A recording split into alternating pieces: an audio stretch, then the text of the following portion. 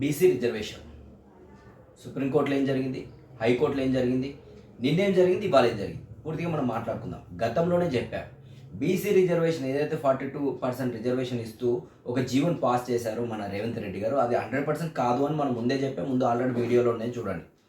100% కాదని చెప్పాం. అదే జరిగింది ఇవాళ కూడా. కొత్త ఏం జరగలేదు, తేడా ఏం జరగలేదు, ఉన్నది ఉన్నట్టే జరిగింది. సో అసలు ఏం జరిగింది ఈ విషయంలో, ఈ టాపిక్లో ఏదైతే సుప్రీంకోర్టు ఏమన్నది, మీకు ఆల్రెడీ హైకోర్టులో ఉండగా మా దగ్గరికి ఎందుకు వచ్చారు అంటే, వాస్తవానికి కాంగ్రెస్ పార్టీ అనేది ఒక రెడ్డిల పార్టీ. కాంగ్రెస్ పార్టీకి 100% ఇవ్వడం కూడా ఇష్టం ఉండదు బేసిక్గా. ఏది రెడ్డిలు కాబట్టి, కాంగ్రెస్ పార్టీ రెడ్డిలు కాబట్టి బీసీలకు 42% 100% ఇవ్వదు, కాని పని, చాలా టైం పడుతుంది. సో కాకపోతే ఏం చేయాలి, ఆల్రెడీ ఇంటెలిజెన్స్ చెప్పిన ప్రకారం ఇంకా కాంగ్రెస్ పార్టీ హస్తం గుర్తు అనేది ఉండకుండా పోతుంది తెలంగాణలో, మీరు ఇమ్మీడియట్లీగా ఏదైనా చేయాలి అంటే, తెలిసిందేగా పొలిటికల్ డైవర్షన్, మొత్తం పొలిటికల్ డైవర్షన్తో నడుస్తుంది రేవంత్ రెడ్డి గారు. ఏదైతే ఈ ప్రభుత్వం ఉందో మొత్తం పొలిటికల్ డైవర్షన్తో నడుపుతూ ఉన్నారనమాట గత 2 సంవత్సరాల నుంచి కూడా. ఈరోజు స్టిల్ ఇప్పటి వరకు కూడా ఏం జరిగింది, సో ఫస్ట్ ఏమో 42 రిజర్వేషన్ సెంట్రల్ ఓకే చేస్తేనే మేము ఇస్తాము, దాంతో ఎలక్షన్లోకి పోతాము, స్థానిక ఎలక్షన్లు జెడ్పీటీసీ, ఎంపీటీసీ, సర్పంచ్ ఎలక్షన్లు పెడతామని ఒక క్లారిటీ ఇవ్వడం జరిగింది. తర్వాత ఏం మాట్లాడారు, ఇదే రేవంత్ రెడ్డి గారు ఏం మాట్లాడారు, రాహుల్ గాంధీ గెలిస్తే కానీ 42% రిజర్వేషన్లు రావు అని చెప్పిన పర్సన్ కూడా ఇదే రేవంత్ రెడ్డి గారు. మొన్న ఢిల్లీలో ఏం మాట్లాడారు, సో 100% ఇప్పట్లో మేము పెట్టాము, 42% ఇస్తే కానీ మేము పెట్టాము అని చెప్పింది ఆయననే. మళ్ళీ ఇంటెలిజెన్స్తో మీటింగ్ అయినాక చెప్పింది ఏంది, లేదా 42% జీవో మేము ఇచ్చేసి ఎలక్షన్లకు పోతాము అని. అంటే అంత గందరగోళం, ఆయనకు నచ్చినట్టు ఇవాళ ఇది గుర్తుకొచ్చింది, రేపు పొద్దున అమలు పరుస్తారు. సో అలా ఉంది మన రేవంత్ రెడ్డి గారి పాలన. ఇక 42%కి వస్తే ఏంది, ఆల్రెడీ సుప్రీంకోర్టులో చివాట్లు పడగల్లా, మీరు అక్కడ హైకోర్టులో చూడండి అని చెప్పేకల్లా కొంతమంది భజన చేసే ఛానల్స్ అయితే ఏంది, మనుషులు అయితే ఏంది, సోషల్ మీడియా అయితే అందరూ కూడా రేవంత్ రెడ్డి సర్కార్కి ఊరట దొరికింది అని అన్నారు. ఏం దొరకలే, అక్కడ కొట్టేసినారు అంతే.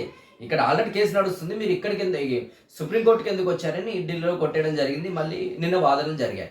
నిన్న వాదనలు జరుగుతూ యాక్చువల్లీ ఇవాళ నుంచి అమల్లోకి రావాలి, కోడ్ అమల్లోకి వస్తుంది అనమాట. సో మాట్లాడుతూ ఆ వాదనలు జరుగుతూ ఇవాళకి వాయిదా వేయడం జరిగింది. ఇవాళ ఏం చేశారు, ఏదైతే 9th షెడ్యూల్లో ఈయన ఆ జీవో తీసుకొచ్చిండో దాన్ని కొట్టేయడం జరిగింది. దానికి స్టే ఇచ్చారు.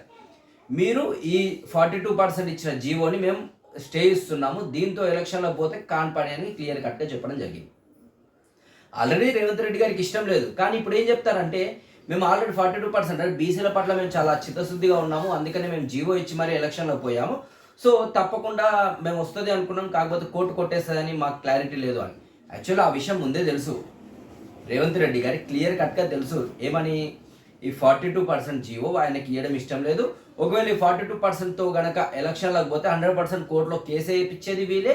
అది రాదు అని తెలిసి కూడా అడవిడి అయితే చేయడం జరిగింది, కావాలని మీటింగ్లు పెట్టుకోవడము, అది ఇది ఏదో అడవిడి చేయడం చేసినారు.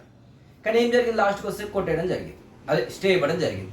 మరి స్టే ఇచ్చిన తర్వాత పరిస్థితి ఏంది, ఇప్పుడు ఎలక్షన్లు జరిగాయి, స్థానిక ఎలక్షన్లు జరిగాయి. అసలు ఫస్ట్ ఆఫ్ ఆల్ ఈయనకు పెట్టడమే ఇష్టం లేదు రేవంత్ రెడ్డి గారికి. ఎందుకంటే తెలంగాణలో ఒక 80% గ్రాఫ్ పడిపోయింది, హస్తానికి సంబంధించిన గ్రాఫ్ పడిపోయినప్పుడు ఏం చేయాలి, ఏదో ఒకటి గందరగోళం చేయాలి, జనాలను అటు ఇటు మార్చాలి. కాబట్టి 42% మేము జీవో ఇచ్చేస్తున్నాము, ఇంకా దాని ప్రకారం మేము నోటిఫికేషన్ ఇచ్చేస్తామని చెప్పేసి ఇచ్చారు.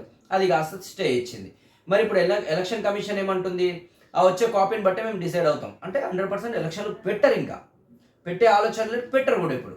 మరి పెట్టినప్పుడు ఎందుకు కావాలని అడావిట్ చేశారు, ఏ లబ్ధి కోసం అడావిట్ చేశారు అంటే, ఇలా 42% జీవో పెంచి సింపుల్గా బస్ ఛార్జీలు ఏదైతే హైదరాబాద్లో బస్ ఛార్జీలు 10 రూపాయలు కాస్త 15 రూపాయలు 20 రూపాయలు రేట్ పెంచారు. సో దాని గురించి ఎవరు మాట్లాడొద్దు కాబట్టి 42% జీవో వచ్చింది. సో అందరూ ఇప్పుడు 42% జీవో, ఒక 42% మనం ఉన్నప్పుడు అందరూ కూడా తెలంగాణ మొత్తం కూడా 42% జీవో కోర్టులో జరిగే వాదనల గురించి ఉంటుంది కదా. నిదానంగా పెంచిన ఏదైతే బస్ ఛార్జీలు ఎవరు పట్టించుకోవడం అనుకున్నారు. సో పట్టించుకున్న వాళ్ళు పట్టించుకున్నారు. ప్రతిపక్షం ఇలా భయంకరమైన అది చేశారు. ఒకప్పుడు కమ్యూనిస్ట్ వాళ్ళు చేసేది బీఆర్ఎస్ వాళ్ళు చేశారు. చాలా రోజుల తర్వాత నాకు చాలా హ్యాపీగా అనిపించింది, వాళ్ళు కూడా జనాల మధ్యలోకి వచ్చారు. సో అది వేరే టాపిక్ మాట్లాడుకుందాం. సో మెల్ల బస్ ఛార్జీలు పెంచేసి 42 జీవో ఇచ్చేసి బస్ ఛార్జీలు పెంచింది, ఓవర్ అడావిట్ చేయకుండా. సో ఇప్పటికి కూడా జనాలు, కామన్ పీపుల్ ఎవరు కూడా అరే బస్ ఛార్జ్ పెరిగింది, ఎవ్వరు పట్టించుకోవట్లా. 42 జీవో అది 42 జీవో ఏమైంది, కోర్టు స్టే ఇచ్చింది, 4 వారాలు గడువు ఇచ్చింది. 4 వారాలు గడువిచ్చి మీరు క్లారిటీ అది అంటే దానికి సంబంధించిన పూర్తి డేటాతో మా దగ్గర రండి అన్నది. కౌంటర్ పిటిషన్ ఇవ్వాలి అన్నది. ఏమిస్తుంది? ఏ ఉద్దేశపరంగా ఇస్తుంది? ఏ రకంగా ఇస్తుంది? ఏదైనా ఇప్పుడు సమగ్ర సర్వే ఆయన కూడా ఏదో అప్పట్లో తెలంగాణ వచ్చినప్పుడు కుటుంబ సర్వే అయినట్టు ఈయన కూడా 6 గ్యారెంటీల పేరుతో సర్వే చేసింది. సో కుల సర్వే, కులగణన అనేది చేసిండు. మరి ఆ కులగణన ఈయనకు క్లారిటీ ఉందా? సో కొంతమంది ఊర్లలో లేరు, వాళ్ళ ఇంట్లో లేరు, వాళ్ళ దగ్గర ఎలాంటి కులగణన చేశారు? కొంతమంది ఊర్లలోకి పోయినారు, కొంతమంది చేయించుకోలేదు, మేము నమ్మము అనేసి కొంతమంది, అంటే కొన్ని సిటీల ఏరియాలలో పోతే చాలామంది తిట్టి పంపించారు వాళ్ళని. మరి ఏ రకంగా మీరు ఆ 42% అని దానికి ఆధారాలు చూపిస్తారు? సో వాస్తవానికి రేవంత్ రెడ్డి కాబట్టి రెడ్డి గారికి ఎలాగో ఇవ్వడం ఇష్టం లేదు, అందుకనే ఇదంతా డ్రామా. 42% జీవో ఇస్తున్నాం, మేము ఎలక్షన్లో పోతున్నాం, బీసీస్ పట్ల మాకు చాలా చిత్తశుద్ధి ఉంది, మేము తప్ప ఇంకొకరు కూడా చేయలేరు అని హంగామా చేయడం జరిగింది. ఇదే రేవంత్ రెడ్డి గారు గతంలో ప్రతిపక్షంలో ఉన్నప్పుడు ఒక ఛానల్లో ఇంటర్వ్యూ ఇచ్చారు. రాష్ట్రానికి గనక రిజర్వేషన్ల పర్సంటేజ్ పెంచుకునే ఆప్షన్ ఉంటే వాళ్ళని వెంబడినే జైల్లో పెట్టాలి అని అన్నది రేవంత్ రెడ్డి గారే. ఇదే రేవంత్ రెడ్డి గారు గతంలో ఒక ఛానల్లో అన్నాడు. మరి ఇప్పుడు దాని గురించి ఎవరు మాట్లాడరు? ఎందుకు మాట్లాడరు అన్నది ఆయననే కదా. అంటే ఆయనకి ఇష్టం లేదు, రిజర్వేషన్లు పెంచడం ఇష్టం లేదు. 100% బీసీలకు రిజర్వేషన్లు పెంచే ఇష్టమే లేదు. అందుకని ఆ రోజు అన్నాడు, ఈ రోజు అమలు పరిచిండు. కాకపోతే బీసీల పట్ల మేము బీసీలకు సపోర్ట్ చేస్తాం కాబట్టి ఇప్పుడు స్థానిక ఎలక్షన్లు ఉన్నాయి, నెక్స్ట్ జూబ్లీహిల్స్ ఎలక్షన్ ఉన్నది కాబట్టి తర్వాత ఇంకో 10 ఎలక్షన్లు 10 దగ్గర బై ఎలక్షన్లు వచ్చే ఛాన్స్ ఉంది కాబట్టి మేము బీసీల పట్ల చాలా చిత్తశుద్ధి ఉన్నాం అనేసి ఇది ఒక డ్రామా ఆడిండు. జీవో ఇచ్చేది వాళ్ళే, కేసు వేయించేది వాళ్ళే, వాదనలు వినిపించేది వాళ్ళే. తీరే ఏమైంది? కోర్టు ఇప్పుడు ఏదైనా చట్టపరంగానే జరగాలి. మనకి 42% రిజర్వేషన్ అంటే ఢిల్లీలో పార్లమెంట్లో పాస్ కావాలి. పార్లమెంట్లో పాస్ అయితే మనకు స్టేట్కి వస్తుంది. అంతేగాని ఎవరి స్టేట్కి వాళ్ళు ఇష్టం వచ్చినట్టయితే అట్లా నడవదు కదా. సో అది క్లారిటీ ఉంది. అందుకనే పార్లమెంట్లో బిల్ పాస్ కావాలి, అంటే పార్లమెంట్లో పెండింగ్ ఉంది కాబట్టి ఆల్రెడీ ఇప్పుడు మన గవర్నర్ గారికి ఆర్డినెన్స్ పంపించడం జరిగింది, ఒక బిల్ పంపించడం జరిగింది. ఆ 2 బిల్లులు కూడా రాష్ట్రపతి దగ్గర పెండింగ్లో ఉన్నాయి. సో అది నవంబర్ వరకు టైం ఉంది. ఎందుకంటే ఏ బిల్లు పంపించినా ఒక 3 నెలల వరకు 3 నెలల గడువు ఉంటుంది. ఆ 3 నెలల గడువులో ఎస్ఆర్ నో అయితే రిజెక్ట్ చేస్తున్నట్టు, లేదంటే ఓకే చేస్తున్నట్టు ఒక క్లారిటీ రావాలి.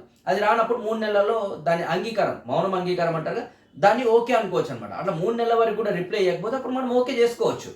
కానీ ఇంకో నెల గడువు ఉంది కదా, నవంబర్ వరకు గడువు ఉంది. అంతలోగా కావాలని వీళ్ళు జీవో ఇచ్చి, అంటే ఇంటెలిజెన్స్తో మీటింగ్ ఏంది కదా సార్, ఇక మనకు ఆప్షన్ లేదు, మనం ఓడిపోయే ఛాన్స్ అసలు హస్తం గుర్తే లేకుండా అవుతుంది తెలంగాణలో.